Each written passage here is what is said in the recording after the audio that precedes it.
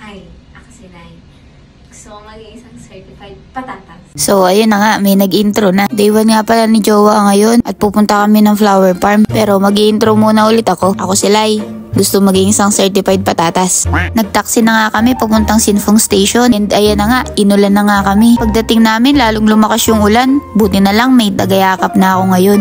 Walang maiinggit for today's video. Buti na lang nung medyo malapit na kami, umaraw na. Ito nga pala kami bumabagay sa Taian. Sorry na kung mali yung pronunciation ko, basta ganyan yung spelling niya. And from station nga, naglakad na lang kami hanggang flower farm. So ayan nga guys, almost 22 minutes pag nilakad nyo. Isang straight na lakad lang din naman yan. And ayan nga, pag nakita nyo na yung highway, mag-turn right lang kayo dun. Konting lakad na nga lang yan guys at ayan na nga yung flower farm. Pagpasok nyo nga guys, yung flower market yung una nyo makikita dyan. Dumare-diretso lang nga po kayo sa loob hanggang makita nyo yung store na to sa may bandang kaliwa. Nag-offer nga sila dyan guys ng barbecue. Pag nag-avail po kayo ng barbecue, kasama na po dyan yung entrance ng flower farm. Pwede naman po kayong hindi mag-avail ng barbecue. Ito naman po yung normal entrance fee nila. Pagpasok namin, yan agad yung bumungad sa amin. Meron ditong sunflower, may rose, lily, tulips. Marami din sila ditong pa-design tulad neto, opanis. Alam mo yung ginagawang kwintas tsaka porcelas ng mga bata pa.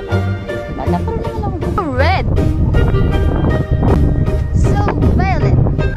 And then nga mga patatas, kung talaga mahilig ka sa violet, kita mo naman violet na violet yan. Dito naman sa kabila is red na red. Favorite ko nga yung red, kaya yan, tontuwa. Marami nga ditong design para sa picture-picture. 9 AM to 6 PM nga yung bukas ng flower farm. At ayan, bago nga kami umalis ay nag-stamp muna ako. Panis, may stamp notebook na. Huwag nyo kakalimutan guys mag-stamp if ever lalabas kayo tapos papasok ulit kayo dito sa flower farm. May nabibili nga rin pala ditong honey. Fresh na fresh yan Meron din silang kids arcade, katulad neto. Meron din naman ditong fish pond. Hulog lang kayo dyan if ever gusto nyo pakainin yung mga isda. At pagkatapos nga namin magpakagutom, makakalakad sa flower farm, dumiretso na kami dito sa may barbecuehan. Unlimited nga to guys. Pero syempre, kuhanin lang yung mga pagkain na kayang ubusin. 2.5 hours nga guys, yung time limit para sa barbecue. Grabe, ganda naman ng kuko. At ayan nga, ang bilis ng pangyayari. O diba sa Ed? So paano mga patatas, yun lang muna for today's vlog. See you next video. Bye-bye!